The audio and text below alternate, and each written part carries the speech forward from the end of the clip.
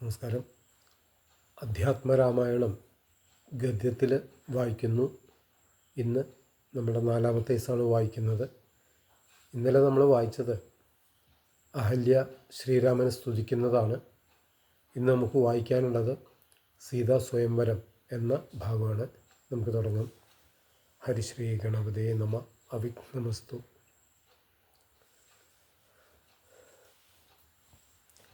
ഇതെല്ലാം കണ്ട് പരമാനന്ദം പൂണ്ട വിശ്വാമിത്രൻ ശ്രീ രാമലക്ഷ്മണന്മാരോട് പറഞ്ഞു, ബാലകന്മാരെ, നമുക്ക് സമയം പാഴാക്കാതെ മിഥിലാപുരിയിലേക്ക് പോകാം.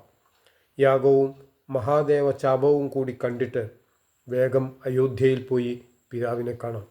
ഇങ്ങനെ പറഞ്ഞ് ഗംഗയും കടന്ന് അവർ മിഥിലാപുരിയിലെത്തി. മുനിനായകനായ വിശ്വാമിത്രൻ ആശ്രമപ്രദേശത്തെത്തി എന്ന് കേട്ട് പരമാനന്ദം പൂണ്ട ജനക മഹാരാജാവ് സംഭ്രമത്തോടെ പൂജാസാധനങ്ങളും എടുത്ത് ഭക്തിയോടെ കുലഗുരുവിനെയും കൂട്ടി ആശ്രമപ്രദേശത്തെത്തിയ മുനിയെ പൂജിച്ചു. ഈ സമയം ആചാരമര്യാദകൾ പാലിച്ച് ചന്ദ്രസൂര്യന്മാരെ പോലെ ശോഭിച്ചു നിൽക്കുന്ന ശ്രീരാമ ലക്ഷ്മണന്മാരെ കണ്ട് ജനകൻ ചോദിച്ചു, കാമദേവൻ പോലും വന്ദിക്കുന്ന ഈ സുന്ദരന്മാരാരാണ്? നരവീരാകാരം പൂണ്ട് നിൽക്കുന്ന നരനാരായണന്മാരാണോ? ഇത് കേട്ട് വിശ്വാമിത്രൻ രാജാവിനോട് പറഞ്ഞു, രാജാവേ, എൻ്റെ വാക്കുകൾ വിശ്വസിച്ചാലും വീരനായ ദശരഥപുത്രന്മാരിൽ മൂത്ത പുത്രനായ ഇവൻ ശ്രീരാമനും കൂടെയുള്ളത് മൂന്നാമത്തെ പുത്രനായ ലക്ഷ്മണനുമാണ്. എൻ്റെ യാഗരക്ഷയ്ക്ക് വേണ്ടിയാണ് ഞാൻ ഇവരെ കൂട്ടിക്കൊണ്ടുവന്നത്. കാട്ടിൽ പ്രവേശിച്ചപ്പോൾ കണ്ട നിശാചരിയായ താടകയെ രാമൻ ബാണം കൊണ്ടു വധിച്ചു. പിന്നീട് സിദ്ധാശ്രമം പ്രവേശിച്ച് യാഗരക്ഷ നടത്തി.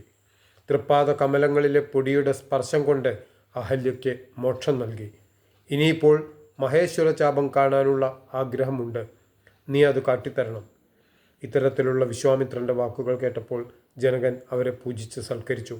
യോഗ്യന്മാരായ രാജപുത്രന്മാരെ കണ്ട് സന്തോഷം വർദ്ധിച്ച ജനകൻ തന്നുടെ മന്ത്രിയോട് ശൈവചാപം കൊണ്ടുവരുവാൻ ആവശ്യപ്പെട്ടു. രാജാജ്ഞയെ അനുസരിച്ച് മന്ത്രി പോയപ്പോൾ ജനകൻ വിശ്വാമിത്രനോട് പറഞ്ഞു, ദശരഥപുത്രനും രാജീവ വിലോചനനും സുന്ദരനുമായ രഘുവരൻ ഈ വില്ലെടുത്ത് കുലച്ച് വലിച്ച് മുറിക്കുകയാണെങ്കിൽ ഇവൻ തന്നെയാണ് എൻ്റെ മകൾക്ക് യോഗ്യനായ ഭർത്താവ് എന്നതിൽ സംശയമില്ല. ഇത് കേട്ട് വിശ്വാമിത്രൻ പറഞ്ഞു, എല്ലാം ഈശ്വര നിശ്ചയം. ഏതായാലും വില്ലു വരുത്തുക. മഹീന്ദ്രൻ കിങ്കരന്മാരെ നിയോഗിച്ചു.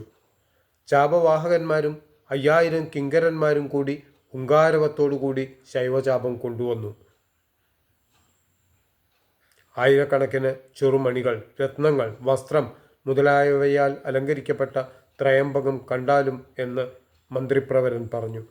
ശിവന്റെ പള്ളിവില്ലു കണ്ട് ശ്രീരാമചന്ദ്രൻ ആനന്ദത്തോടെ വന്ദിച്ചു. വില്ലെടുക്കാമോ, കുലച്ചിടാമോ, വലിക്കാമോ എന്നുള്ള ശ്രീരാമന്റെ ചോദ്യങ്ങൾക്ക് ഉത്തരമായി വിശ്വാമിത്രൻ പറഞ്ഞു, എല്ലാം ആകാം. ആകുന്നത് ചെയ്യാൻ മടിക്കേണ്ട. മംഗളമുണ്ടായി വരും. ഇത് കേട്ട് മന്ദസ്മിതം പൂണ്ട രാഘവൻ മെല്ലെ ശൈവചാപത്തിനടുത്തു പോയി നിന്ന് ശൈവചാപത്തെ കണ്ടു. എന്നിട്ട് ജ്വലിച്ച തേജസ്സോടെ പ്രയാസം കൂടാതെ വില്ലെടുത്തു കുലച്ചു വലിച്ചു മുറിച്ചിട്ട നേരം 14 ലോകങ്ങളിലും അത് മാറ്റൊലിക്കൊണ്ടു. ജനം വിസ്മയിച്ചു. ദേവകളൊക്കെ പരമാനന്ദം പൂണ്ട് പാട്ടുമാട്ടവും കൂത്തും പുഷ്പവൃഷ്ടിയും മംഗളസ്തുതികളും നടത്തി.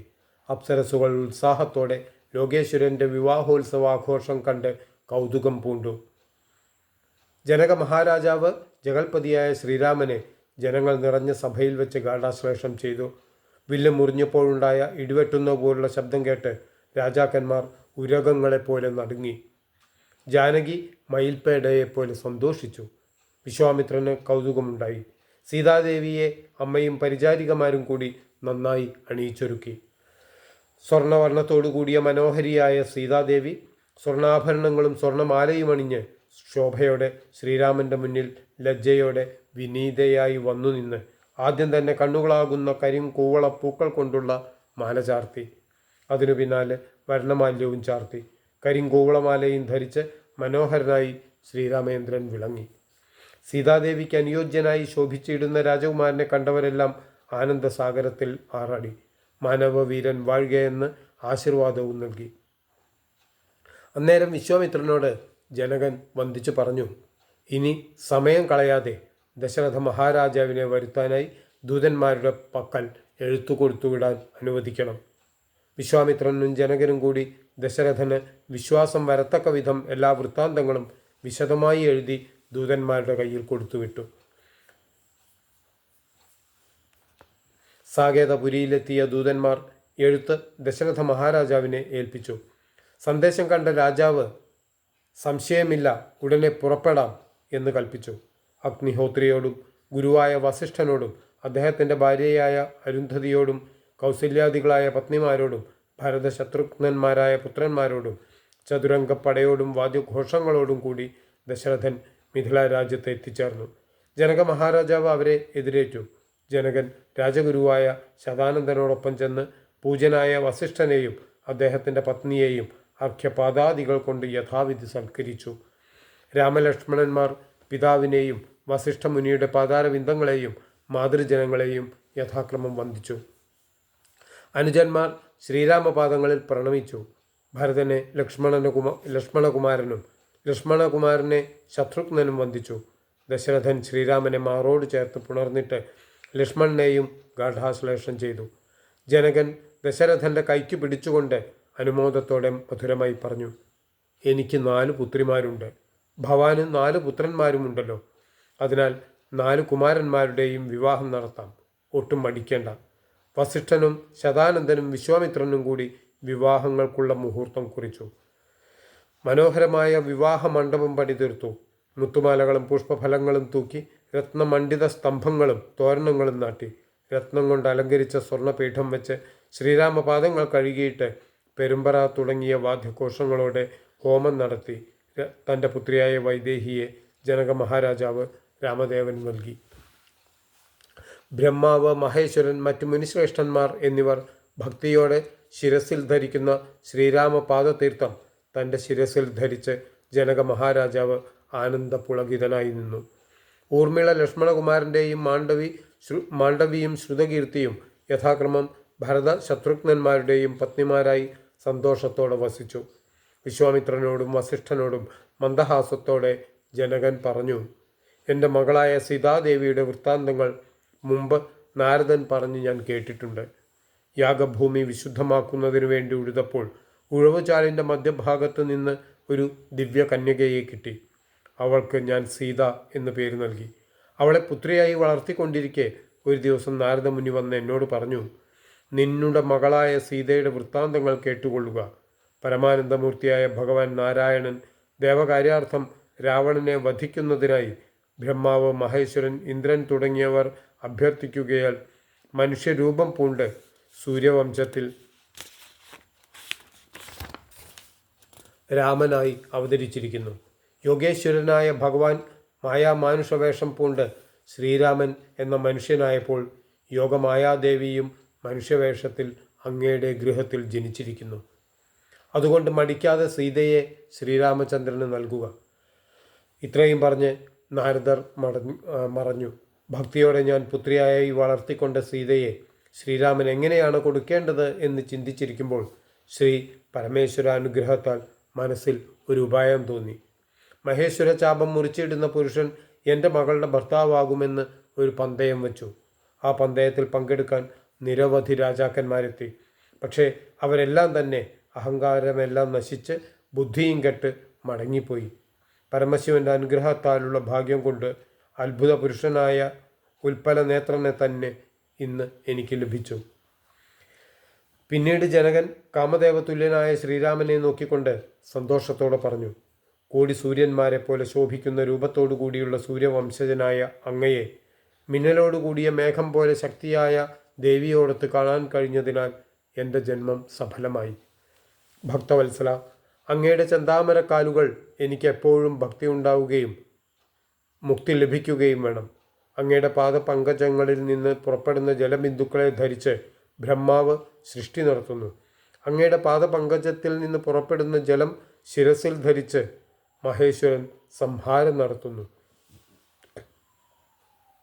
അങ്ങയുടെ പാദകമലങ്ങളിലെ തീർത്ഥം ധരിച്ച് മഹാബലി ഇന്ദ്രപദം പ്രാപിച്ചു. അങ്ങയുടെ പാദകമലങ്ങളിലെ പൊടിയുടെ സ്പർശം അഹല്യയുടെ പാപം തീർത്ത് അവൾക്ക് മോക്ഷം നൽകി. അങ്ങയുടെ നാമകീർത്തനം കൊണ്ട് യോഗികളായ മുനീന്ദ്രന്മാർ മോക്ഷത്തെ പ്രാപിച്ചു. അങ്ങയുടെ പാദകമലങ്ങൾ എപ്പോഴും ചിന്തിക്കാൻ ഇടവരേണം. ഇങ്ങനെ ഓരോന്നും പറഞ്ഞ് ജനകൻ ശ്രീരാമനെ സ്തുതിച്ചു. 600 ആനകൾ, 10,000 തേര്, 1,00,000 കുതിരകൾ, 1,00,000 കാലാൾപ്പട, 300 ദാസികൾ, ബഹുവിധത്തിലുള്ള ദിവ്യമായ വസ്ത്രങ്ങൾ, മുത്തുമാലകൾ, പലതരം ദിവ്യരത്നങ്ങൾ, 100 കോടി കാഞ്ചനഭാരങ്ങൾ തുടങ്ങിയ ധനങ്ങൾ സീതാദേവിക്ക് ജനകൻ നൽകി. സന്തോഷത്തോടെ ശ്രീരാമചന്ദ്രൻ അവ സ്വീകരിച്ചു. വിധിപൂർവം വസിഷ്ഠൻ തുടങ്ങിയ മുനികളെയും സുമന്ത്രൻ തുടങ്ങിയ പ്രമുഖ മന്ത്രിമാരെയും ആദരിച്ചിട്ട് ദശരഥൻ സന്തോഷത്തോടെ പുറപ്പെടാൻ ആരംഭിച്ചു. ദുഃഖങ്ങളെല്ലാം അകന്ന് ജനകൻ തൻ്റെ പുത്രിയായ സീതയ്ക്ക് പതിവ്രതാധർമ്മങ്ങൾ ഉപദേശിച്ച് അവളെ ആശ്ലേഷിച്ചു. ചിന്മയനും മായാമയനുമായ രാഘവൻ ഭാര്യാസമേതം പുറപ്പെട്ടു. മൃദംഗം, പടഹം, ഭേരി, പെരുമ്പറ, മദ്ദളം, മിടയ്ക്ക, വീണ എന്നീ വാദ്യഘോഷങ്ങൾ മുഴങ്ങി. ശൃംഗാരരസ പരിപൂർണ വേഷം ധരിച്ചവർ യാത്രയിൽ അണിനിരന്നു. ആന, തേര്, കാലാൾ, കുതിര തുടങ്ങിയ പടകൾ അകമ്പടി സേവിച്ചു. മാതാപിതാക്കൾ, വിശ്വാമിത്രൻ, വസിഷ്ഠൻ തുടങ്ങിയ ഗുരുഭൂതന്മാർ, മന്ത്രിമാർ, ഭൃത്യന്മാർ എല്ലാവരും ചേർന്ന് യാത്ര തിരിച്ചപ്പോൾ ആകാശത്ത് വിമാനങ്ങൾ നിറഞ്ഞു. ജനകൻ പിന്നാലെ ചെന്ന് യാത്രയാക്കി. വെൺകൊറ്റക്കുട, തഴ, വെൺചാമരങ്ങൾ, ആലവട്ടങ്ങൾ, ചെങ്കൊടിക്കൂറകൾ കൊണ്ട് അങ്കിതമായ കൊടികൾ എന്നിവയോടും കുങ്കുമം, ചന്ദനം, കസ്തൂരി തുടങ്ങിയ ഗന്ധത്തോടും കൂടി 3 യോജന വഴി കടന്നപ്പോൾ ദുർനിമിത്തങ്ങൾ കാണാനായി. അടുത്തത് ഭാർഗവ ഗർവ ശമനം. ദശരഥൻ വസിഷ്ഠനെ വന്ദിച്ച് ദുർനിമിത്തങ്ങൾക്ക് കാരണം എന്ത് എന്ന് ചോദിച്ചു. അപ്പോൾ വസിഷ്ഠൻ പറഞ്ഞു, മന്നവ, ഇപ്പോൾ ചെറിയ ഒരു ഭീതിയുണ്ടാകും. പിന്നീട് ആ ഭയം മാറുകയും ചെയ്യും. അതിനാൽ പേടിക്കുകയും ദുഃഖിക്കുകയും വേണ്ട. ഇതുകൊണ്ട് കീർത്തി വർദ്ധിക്കും. ഇങ്ങനെ വസിഷ്ഠൻ പറയുന്ന സമയത്ത് വഴി നടുവിൽ ഭാർഗവരാമൻ വന്നു നിന്നു. കാർമേഘം പോലെ നിർമ്മലമായ നിറത്തോടു കൂടിയ ശരീരമുള്ളവനും ശ്രീ പരമേശ്വര ശിഷ്യനും ബടവാഗ്നി തുല്യനും ക്രുദ്ധനും പരശുബാണാസനങ്ങളും പൂണ്ടു നിൽക്കുന്നവനുമായ ഭാർഗവരാമനെ കണ്ട് ഭയപ്പാടോടുകൂടി ദശരഥൻ നമസ്കാരം ചെയ്തു. മറ്റുള്ള ജനങ്ങൾ ബുദ്ധി കേട്ടുനിന്നു. ദുഃഖിതനായ ദശരഥൻ ഭാർഗവരാമനെ, അതായത് പരശുരാമനെ വീണ്ടും വീണ്ടും വന്ദിച്ചുകൊണ്ട് ഭക്തിയോടെ സ്തുതിക്കാൻ തുടങ്ങി. കാർത്തവീര്യൻ്റെ ശത്രുവായ തപോനിധേ, സൂര്യവംശത്തെ രക്ഷിച്ചാലും ക്ഷത്രിയാന്തക, ജഗദഗ്നിപുത്ര, രേണുകാത്മജ, പരശുധാരി പരിപാലിക്കണേ. ക്ഷത്രിയകുലത്തിൻ്റെ രക്തതീർത്ഥത്തിൽ കുളിച്ച് പിതൃക്കൾക്ക് തർപ്പണം ചെയ്ത ഭൃഗുപതെ കാത്തുകൊള്ളണേ. അങ്ങയുടെ കാൽ തളിരിണയാണ് എൻ്റെ ശരണം. ദശരഥൻ്റെ വാക്കുകൾ ശ്രദ്ധിക്കാതെ ക്രോധത്തോടുകൂടി തീജ്വാല പോലെയും നട്ടുച്ചയിലെ സൂര്യമണ്ഡലം പോലെയും ഉഗ്ര തേജസ്സോടെയുള്ള മുഖത്തോടുകൂടി പരശുരാമൻ ശ്രീരാമനോട് പറഞ്ഞു, ഈ 3 ലോകങ്ങളിലും ഞാനല്ലാതെ മറ്റൊരു രാമനുണ്ടോ? മനുഷ്യനായ അങ്ങ് ക്ഷത്രിയനാണെങ്കിൽ അരക്ഷണം എന്നോട് യുദ്ധം ചെയ്യാൻ നിൽക്കൂ. വില്ല് പ്രയോഗിക്കുന്നതിൽ നീ സമർത്ഥനാണെന്ന് കേട്ടിട്ടുണ്ട്. നീയല്ലേ ശൈവചാപം ഖണ്ഡിച്ചത്? എൻ്റെ കയ്യിൽ മഹാസാരമായ വൈഷ്ണവ ചാപമുണ്ട്. നീ ക്ഷത്രിയ കുലജാതനാണെങ്കിൽ ഇതെടുത്ത് പ്രയോഗിക്കുക. എങ്കിൽ നിന്നോട് ഞാൻ യുദ്ധം ചെയ്യാം. അല്ലെങ്കിൽ എല്ലാ പേരെയും കൂട്ടത്തോടെ സംഹരിക്കുന്നതിന് എനിക്ക് മടിയില്ലെന്ന് നീ ധരിച്ചാലും. ക്ഷത്രിയ വംശനാശകനാണ് ഞാനെന്നറിഞ്ഞില്ലേ? ശത്രുത്വം നമ്മിൽ പണ്ടുപണ്ടേയുണ്ടെന്ന് നീ ഓർക്കുക. ഭാർഗവരാമൻ ഇപ്രകാരം പറഞ്ഞപ്പോൾ ഭൂമിയും പർവ്വതങ്ങളും വിറച്ചു. ദിക്കുകൾ അന്ധകാരം കൊണ്ട് മറഞ്ഞു. സമുദ്രങ്ങൾ കലങ്ങി മറിഞ്ഞു. ദേവന്മാരും താപസശ്രേഷ്ഠന്മാരും എന്താണ് സംഭവിക്കാൻ പോകുന്നത് എന്നോർത്ത് ചിന്താകുലരായി. ദശരഥൻ പേടികൊണ്ട് വിറപൂണ്ടു. വസിഷ്ഠന് സന്താപമുണ്ടായി. ക്രുദ്ധനായി നിൽക്കുന്ന പരശുരാമനോട് ശാന്തഭാവത്തിൽ ശ്രീരാമൻ പറഞ്ഞു, അങ്ങയെപ്പോലെ പ്രശസ്തനായ മഹാനുഭാവന്മാർ ബാലന്മാരോട് ഇങ്ങനെ തുടങ്ങിയാൽ അവർക്ക് ആരാണ് ആശ്രയമുള്ളത്? ആശ്രമധർമ്മവും കുലധർമ്മവും എങ്ങനെ പരിപാലിക്കാനാവും? അങ്ങയുടെ തിരുമനസ്സിൽ തോന്നുന്ന കാര്യങ്ങൾക്ക് പിന്നീട് വല്ല മാറ്റവും ഉണ്ടാവുമോ? അന്ധനായ ബാലകനുണ്ടോ ഗുണബന്ധനം ഭവിക്കുന്നു? ഞാൻ ക്ഷത്രിയ കുലത്തിൽ ജനിച്ചവനാണെങ്കിലും ശസ്ത്രാസ്ത്ര പ്രയോഗങ്ങളിൽ സാമർഥ്യമില്ല. ശത്രുമിത്ര ഭേദമോ ഉദാസീന ഭേദമോ എനിക്കില്ല. ശത്രുനാശം വരുത്താൻ ശക്തിയുമില്ല. അങ്ങയുടെ നിശ്ചയത്തെ ലംഘിക്കുവാൻ അന്ധകാന്തകനായ ശിവഭഗവാന് പോലും കഴിയുകയില്ല. അതുകൊണ്ട് വില്ലിങ് തന്നാലും എനിക്കാകുമെങ്കിൽ ഞാൻ കുലയ്ക്കാം. ഇല്ലെങ്കിൽ അതിന് കഴിഞ്ഞില്ലെങ്കിൽ എന്നോട് വെറുപ്പുണ്ടാകരുത്. സുന്ദരനും സുകുമാരനും കാമദേവ തുല്യനും ശരീരനും ശ്രീ പരമേശ്വരനാലും ബ്രഹ്മാവിനാലും ഒക്കെ വന്ദിക്കപ്പെടുന്നവനുമായ ദശരഥി വില്ലും വാങ്ങി നിൽക്കുമ്പോൾ 14 ലോകങ്ങളിലും ഒന്നിച്ച് നിറഞ്ഞു നിൽക്കുന്ന ഒരു തേജസ് കാണാൻ കഴിഞ്ഞു. ശ്രീരാമൻ പ്രയാസം കൂടാതെ വില്ലുകുറച്ച് ഒരു ബാണം എഴുതിയിട്ട് ഭൃഗുപതിയോട് പറഞ്ഞു, ദയാനിധേ, സന്തോഷത്തോടെ അരുളി ചെയ്യണം. എൻ്റെ ബാണം നിഷ്ഫലമായി വരികയില്ല. അതിനാൽ ഈ ബാണത്തിന് ഒരു ലക്ഷ്യം അത് കാട്ടിത്തരണം. ശ്രീരാമ വചനം കേട്ട നേരം ഭാർഗവരാമൻ വർദ്ധിച്ച ആനന്ദത്തോടു കൂടി അതിനുത്തരം പറഞ്ഞു. ജാനകീപദേ, ദശരഥ നന്ദന ശ്രീരാമ, എൻ്റെ പുരാവൃത്തം അങ്ങ് കേട്ടാലും. ബാല്യകാലത്ത് ഞാൻ ചക്രവർത്തത്തിൽ ചെന്ന് മഹാവിഷ്ണുവിനെ ധ്യാനിച്ച് തപസ്സു ചെയ്തു. ഉഗ്രമായ തപസ്സുകൊണ്ട് ഇന്ദ്രിയങ്ങളെല്ലാം നിഗ്രഹിച്ച് ഭഗവാനെ നിത്യവും സേവിച്ചു. കൈവല്യമൂർത്തിയായ സാക്ഷാൽ മഹാവിഷ്ണു അവസാനം എൻ്റെ മുന്നിൽ പ്രത്യക്ഷനായി അരുളി ചെയ്തു, എഴുന്നേൽക്കൂ ബ്രഹ്മൻ, നിന്റെ തപസ്സിൽ ഞാൻ സന്തുഷ്ടനാണ്. എൻ്റെ തേജസ്സോട് കൂടിയവനാണ് വേറൊന്ന് അറിഞ്ഞാലും എൻ്റെ തേജസ്സോട് കൂടിയവനാണ് ഭവാൻ എന്നറിഞ്ഞാലും അങ്ങയാൽ ചെയ്യേണ്ട കർത്തവ്യങ്ങൾ പലതുണ്ട്. നിന്റെ പിതൃഹന്താവും എൻ്റെ കലയുടെ അംശത്തിൽ ജനിച്ചവനും ധനുർവിദ്യയിൽ സമർത്ഥനും ഹേഹയ രാജാവുമായ കാർത്തവ വീര്യാർജുനനെ നീ വധിക്കണം. 21 പ്രാവശ്യം നീ ക്ഷത്രിയ വംശത്തെ യുദ്ധത്തിൽ നിഗ്രഹിച്ചിട്ട് ഭൂമണ്ഡലത്തെ കശ്യപന് ദാനം ചെയ്യുക. പിന്നീട് ശാന്തി പ്രാപിച്ച് തപോനിഷ്ഠയോടെ വസിക്കുക. ത്രേതായുഗത്തിൽ ഞാൻ ദശരഥപുത്രനായി ഭൂമിയിൽ അവതരിക്കും. അന്ന് തമ്മിൽ കാണുമ്പോൾ എൻ്റെ വൈഷ്ണവ തേജസ് ദശരഥിയിൽ സമർപ്പിക്കണം. പിന്നെയും തപസ് ചെയ്ത് ബ്രഹ്മപ്രളയാന്തം വരെ എന്നെ സേവിച്ചുകൊള്ളുക. ഇങ്ങനെ അരുൾ ചെയ്ത ശേഷം മഹാവിഷ്ണു പറഞ്ഞു, അങ്ങയുടെ നിയോഗങ്ങളെല്ലാം ഞാൻ അനുസരിച്ചു. ദശരഥപുത്രനായി അവതരിച്ച അങ്ങ് മഹാവിഷ്ണു തന്നെയാണ്. എന്നിലുള്ള വൈഷ്ണവ തേജസ് അങ്ങയിലാക്കുവാനാണ് ഞാൻ വില്ല് തന്നത്. ബ്രഹ്മാദിദേവകളാൽ അഭ്യർത്ഥിക്കപ്പെട്ടിട്ടുള്ള കാര്യങ്ങൾ അങ്ങയുടെ മായാബലം കൊണ്ട് സാധിക്കുക. ഇന്ന് എൻ്റെ ജന്മം സഫലമായി. മുമ്പ് ഞാൻ ചെയ്തിട്ടുള്ള തപസ്സെല്ലാം സഫലമായി തീർന്നു. ബ്രഹ്മമുഖ്യന്മാർക്ക് പോലും കാണാൻ കഴിയാൻ പ്രയാസമുള്ള നിർമ്മലമായ അങ്ങയുടെ രൂപം കാണാൻ കഴിഞ്ഞതിൽ ഞാൻ ധന്യനും കൃതാർത്ഥനുമാണ്. അങ്ങയുടെ രൂപം എൻ്റെ ഉള്ളിൽ സദാ വസിക്കണം. അജ്ഞാനത്തിൽ നിന്ന് ഉത്ഭവിച്ച ജന്മം, ബാല്യം, കൗമാരം, യൗവനം, വാർദ്ധക്യം, മരണം എന്നീ 6 ഭാവങ്ങളും ജ്ഞാനികളായ അങ്ങയ്ക്കില്ലല്ലോ. നിർവികാരനും പൂർണ്ണനുമായിരിക്കുന്ന അങ്ങ് മോക്ഷപ്രദനാണ്.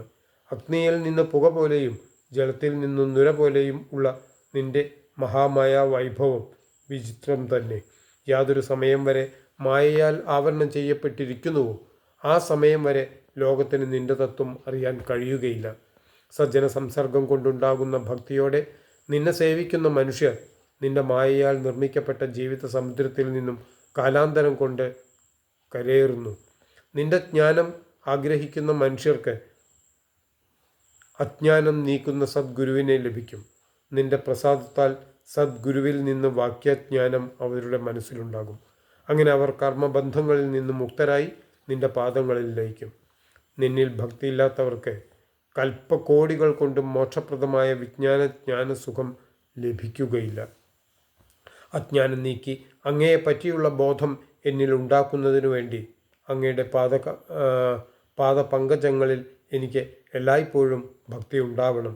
ലോകനാഥ ഭൂമിപതേ രാമചന്ദ്ര, അങ്ങയെ വീണ്ടും വീണ്ടും ഞാൻ സ്തുതിക്കുന്നു. അങ്ങയുടെ പാദങ്ങളെ ഞാൻ വീണ്ടും ധ്യാനിക്കുന്നു. സ്വർഗപ്രാപ്തിക്കു വേണ്ടി ഞാൻ നേടിയ പുണ്യങ്ങളെല്ലാം നിന്റെ ബാണത്തെ ലക്ഷ്യമാക്കി തീരട്ടെ. ഈ വാക്കുകൾ കേട്ട് സന്തുഷ്ടനായ ജഗത്പതി മന്ദഹാസം പൂണ്ടു. ജഗത്പതി ഭാർഗവരാമനോട് പറഞ്ഞു, ഞാൻ സന്തോഷവാനായി. അങ്ങ് മനസ്സിൽ ചിന്തിച്ചതെല്ലാം ഞാനിതാ തന്നിരിക്കുന്നു. ഇത് കേട്ട് സന്തോഷപൂർവ്വം ഭാർഗവരാമൻ ശ്രീരാമനോട് പറഞ്ഞു, എന്നിൽ അല്പമെങ്കിലും അനുഗ്രഹമുണ്ടെങ്കിൽ അങ്ങയുടെ പാദഭക്തന്മാരിലും പാതാരവിന്ദങ്ങളിലും എനിക്ക് എല്ലായ്പ്പോഴും ഭക്തി ഉണ്ടാകണം. മാധവ, രഘുപതേ, കാരുണ്യ അമ്പുതേ, മായ ഈ സ്തോത്രം ജപിക്കുന്ന മാനുഷൻ ഈ സ്തോത്രം ജപിക്കുന്ന മനുഷ്യൻ ഭക്തനും തത്വജ്ഞാനിയും ആയിടണേ.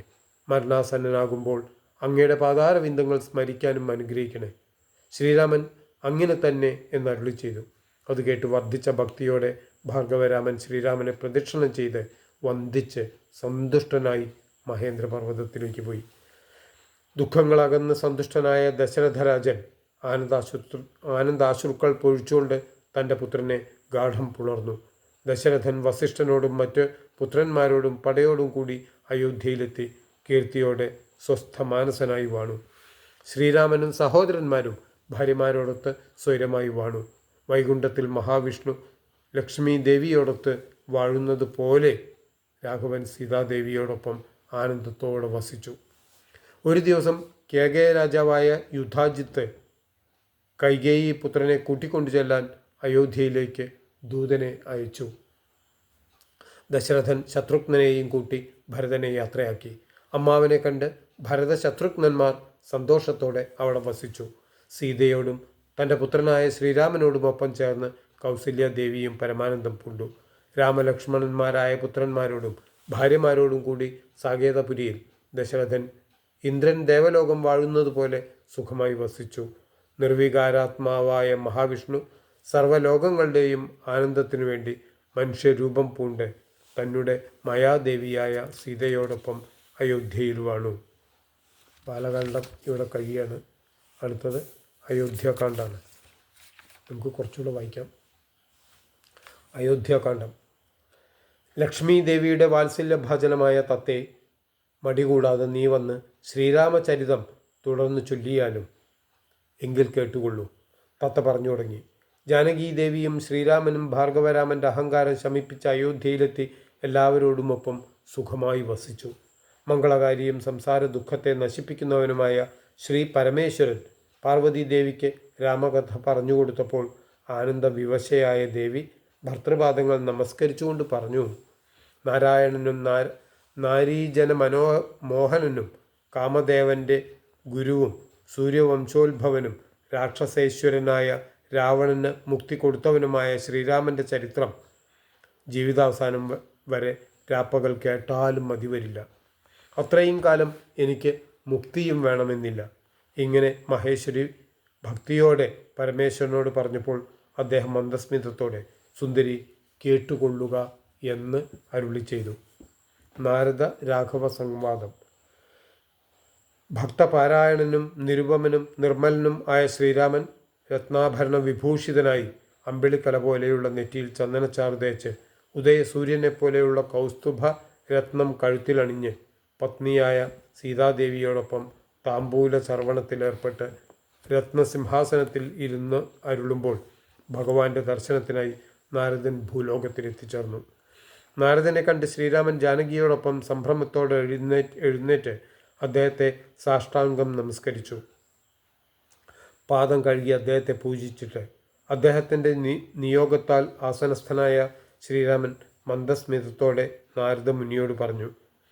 കരുണാനിധേ, അങ്ങയുടെ പാദങ്ങളെ ഞാൻ വന്ദിക്കുന്നു. പല വിധത്തിലുള്ള ലൗകിക വിഷയങ്ങളിൽ തൽപരരായ ഞങ്ങൾക്ക് അങ്ങയുടെ പാദങ്ങൾ കാണുക എന്നതു തന്നെ ദുർലഭമാണ്. മഹാമുനെ, പണ്ട് ഞാൻ ചെയ്ത പുണ്യത്തിൻ്റെ ഫലമായാണ് അങ്ങയെ കാണാൻ കഴിഞ്ഞത്.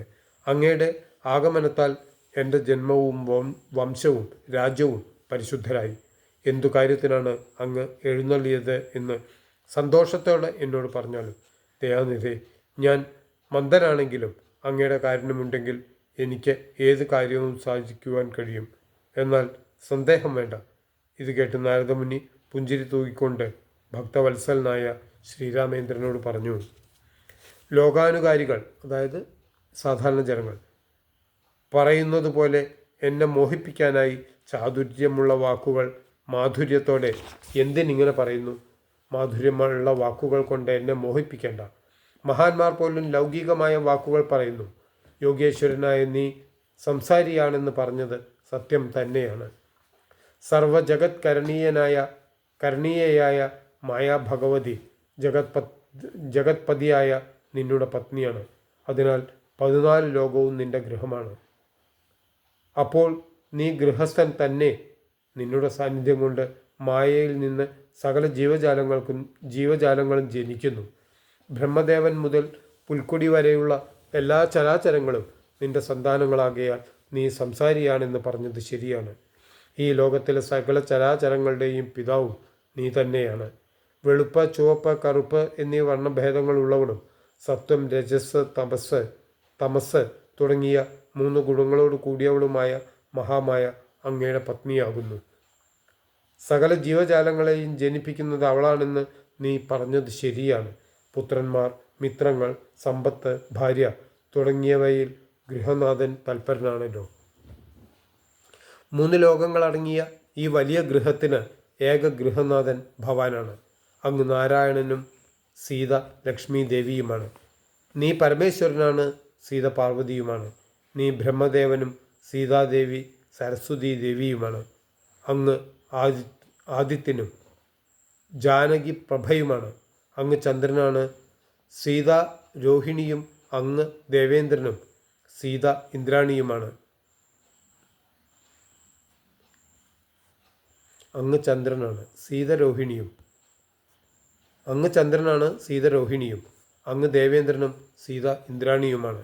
അഗ്നിയാണ് അങ്ങ്, സീത സ്വാഹയും. അങ്ങ് യമനാണ്, ദണ്ഡനീതി ജാനകിയും. അങ്ങ് വായുദേവനാണ്, സീതാദേവി സദാഗതിയും. അങ്ങ് കുബേരനും സീതാദേവി സമ്പൽക്കാരിയുമാണ്. അങ്ങ് ചക്രവർത്തിയാണ്, സീത ഭൂമിദേവിയും. രാമ, അങ്ങും പത്നിയും രുദ്രനും രുദ്രാണിയുമാണ്. നീ കൽപ്പവൃക്ഷമാണ്, സീത ലതാരൂപിണിയാണ്. സത്യപരാക്രമ, എന്തിനേറെ പറയുന്നു, പുല്ലിംഗവാചകത്തിൽ വരുന്ന ഏതും അങ്ങ് തന്നെയാണ്. അതുപോലെ സ്ത്രീലിംഗവാചകങ്ങളെല്ലാം ജാനകി ദേവിയും. നിങ്ങൾ ഇരുവരുമില്ലാതെ മറ്റൊന്നും എങ്ങും കാണാനും കേൾക്കാനും ഇല്ല. അങ്ങനെയുള്ള നിന്നെ എങ്ങനെ സേവിക്കണം എന്ന് എനിക്കറിയില്ല. മായയാൽ മറഞ്ഞിരിക്കുന്നവനും മാറ്റമില്ലാത്തവനുമായ നിന്നിൽ നിന്നും മഹത്തത്വവും അതിൽ നിന്ന് സൂത്രവും ഉണ്ടായി. സർവാത്മകമായ ലിംഗം സൂത്രത്തിൽ നിന്നും ആവിർഭവിച്ചു. അഹങ്കാരം, ബുദ്ധി, പഞ്ചപ്രാണങ്ങൾ, ഇന്ദ്രിയ സമൂഹം എന്നിവ ചേർന്നതാണ് ലിംഗം. ജനനവും മരണവും സുഖവും ദുഃഖവും എല്ലാമുള്ള ലിംഗത്തെ നിർമ്മലന്മാർ ജീവൻ എന്ന് പറയുന്നു. അനിർവചനീയവും അനാദിയുമായ അവിദ്യയെ ചിലർ കാരണോപാധി എന്ന് പറയുന്നു. സ്ഥൂലം, സൂക്ഷ്മം, കാരണം എന്നിവ സ്ഥൂലമായ ചിത്തത്തിൻ്റെ 3 ഉപാധികളാണ്. ഇതിൽ നിന്നും വേർപെട്ടതാണ് വിശേഷപ്പെട്ട ജീവൻ. പ്രപഞ്ചത്തിനും ബിംബഭൂതനായി എല്ലാത്തിനും മീതെ സർവസാക്ഷിയായി അങ്ങനെ വർത്തിക്കുന്ന പരമാത്മാവ് നീയല്ലോ. ലോകങ്ങൾ നിന്നിൽ നിന്നുണ്ടായി, നിന്നിൽ പ്രതിഷ്ഠിതമായിരിക്കുന്നു, ഒടുവിൽ നിന്നിൽ തന്നെ ലയിക്കുകയും ചെയ്യുന്നു. ഒന്നോർത്തു നോക്കിയാൽ ഇതിനെല്ലാം കാരണം നിന്റെ ലീലകളാണ്. എല്ലാത്തിനും കാരണം നീ തന്നെയാണ്. എന്നിട്ടും ജീവൻ കയറിനെ കാണുമ്പോൾ സർപ്പമാണെന്ന് വിചാരിച്ച് ഭയപ്പെടുന്നു. താൻ പരമാത്മാവ് തന്നെയാണ് എന്നറിയുമ്പോൾ ഭയവും മരണദുഃഖങ്ങളും മാറും. അങ്ങയുടെ കഥകളും നാമങ്ങളും കേൾക്കുകയാണെങ്കിൽ ക്രമേണ ഭക്തിയുണ്ടാകും. നിന്നിലുള്ള ഭക്തി കൂടുമ്പോൾ നിന്നെക്കുറിച്ചുള്ള പൂർണ്ണ ബോധമുണ്ടാകുന്നു. ഭക്തിയിലൂടെ തത്വജ്ഞാനമുണ്ടായാൽ മോക്ഷപ്രാപ്തി ലഭിക്കും എന്നുള്ളത് നിശ്ചയമാണ്. നിന്റെ ഭക്തന്മാരുടെ ഭൃത്യരിൽ ഭൃത്യനായി അല്പജ്ഞനായ എന്നെയും കരുതണം. ജഗത്പതേ, മായ കൊണ്ട് എന്നെ മോഹിപ്പിക്കാതെ എന്നും അനുഗ്രഹിക്കണം. പണ്ട് അങ്ങയുടെ നാഭീകമലത്തിൽ നിന്ന് എൻ്റെ പിതാവായ ബ്രഹ്മദേവനുണ്ടായി. ആ നിലയ്ക്ക് അങ്ങയുടെ പൗത്രനും ഭക്തനുമായ എന്നെ അനുഗ്രഹിക്കണമേ. ഈ വിധം പറഞ്ഞുകൊണ്ട് നാരദമുനി വീണ്ടും ശ്രീ രാമചന്ദ്രനെയും സീതയെയും നമസ്കരിച്ചു. ആനന്ദാശ്രുക്കൾ പൊഴിച്ച് നാരദൻ പിന്നെയും പറഞ്ഞു, ഇപ്പോൾ ഞാനിവിടെ വന്നത് ബ്രഹ്മദേവൻ്റെ ആജ്ഞപ്രകാരമാണ്. രാവണനെ കൊന്ന് ലോകത്തെ രക്ഷിക്കാമെന്ന് ദേവകളോട് അരുൾ ചെയ്തതിന് പ്രകാരമാണ് ദശരഥപുത്രനായി അങ്ങ് അവതരിച്ചിരിക്കുന്നത്. ശ്രേഷ്ഠനായ അങ്ങയെ ദശരഥ മഹാരാജാവ് രാജാവായി അഭിഷേകം ചെയ്യാൻ തീരുമാനിച്ചിരിക്കുന്നതിനാൽ നീയും അതിനനുകൂലനായി വരും. പിന്നെ രാവണനെ വധിക്കാനുള്ള അവസരം ഉണ്ടാവുകയില്ല. സത്യത്തെ രക്ഷിച്ചുകൊള്ളണം എന്ന് അങ്ങയെ ഓർമ്മിപ്പിക്കണം എന്നാണ് ബ്രഹ്മദേവൻ എന്നോട് പറഞ്ഞത്. അങ്ങേക്ക് എല്ലാം അറിയാമെങ്കിലും മനുഷ്യനായി പിറന്ന സ്ഥിതിക്ക് മുൻപുള്ള കാര്യങ്ങളെല്ലാം മറന്നുപോയേക്കാം. ഇങ്ങനെ നാരദൻ പറഞ്ഞത് കേട്ട് രാഘവൻ അതിനുത്തരമായിട്ട് പറഞ്ഞു, ഞാൻ സത്യത്തെ ഒരിക്കലും ലംഘിക്കുകയില്ല. അതുകാരണം ആരും വിഷമിക്കേണ്ടതില്ല. എന്നാൽ കാലതാമസം എന്തിന് എന്ന് ചോദിച്ചാൽ അതിനും ഒരു കാരണമുണ്ട്. സമയം കണ്ടറിഞ്ഞ് പ്രവർത്തിച്ചാലേ കാര്യസാധ്യം ഉണ്ടാവുകയുള്ളൂ. ശ്രീ പരമേശ്വരൻ തന്നെ കാലസ്വരൂപനല്ലേ. പൂർവജന്മകൃത്യങ്ങളായ കർമ്മങ്ങളുടെ ഫലസമൂഹത്തിന് നാശം ഉണ്ടാകുമ്പോഴേ ആർക്കും എന്തെങ്കിലും ചെയ്യാൻ കഴിയൂ. മനുഷ്യപ്രയത്നം വെറും കാരണമാണെന്ന് ആരും അറിയാതിരിക്കുകയില്ലല്ലോ. മഹാവിഷ്ണുവിൻ്റെ പാദങ്ങൾ സത്യമായി നാളെ ഞാൻ വനത്തിൽ പോകുന്നുണ്ട്. പിന്നെ 14 വർഷം മുനിവേഷത്തിൽ വനത്തിൽ വസിക്കും. അങ്ങനെ ഞാൻ രാക്ഷസ വംശത്തെയും രാവണനെ തന്നെയും കൊന്നുമുടിക്കും. സീതയെ കാരണഭൂതയാക്കിക്കൊണ്ട് രാക്ഷസ വംശത്തെ ഞാൻ നശിപ്പിക്കും. ഇത് സത്യമാണ്. ശ്രീരാമൻ്റെ വാക്കുകൾ കേട്ട് നാരദൻ മനസ്സന്തോഷത്തോടുകൂടി രാഘവനെ ദണ്ഡ നമസ്കാരം ചെയ്ത് യാത്രാനുമതിയും തേടി ദേവലോകത്തേക്ക് യാത്രയായി. നാരദ രാഘവ സംവാദം ഭക്തിപൂർവം പഠിക്കുകയും കേൾക്കുകയും ചെയ്യുന്ന മനുഷ്യൻ മോക്ഷപ്രാപ്തനാകും എന്നതിൽ സംശയമില്ല. ശേഷമുള്ള കഥ കേൾക്കണമെങ്കിൽ ഞാൻ പറഞ്ഞു തരാം. അത് നമുക്ക് നാളെ പറയാം. നാളെ നമുക്ക് ശ്രീരാമ അഭിഷേക ആരംഭത്തോട് കൂടിയിട്ട് തുടങ്ങാം. എല്ലാവർക്കും നമസ്കാരം.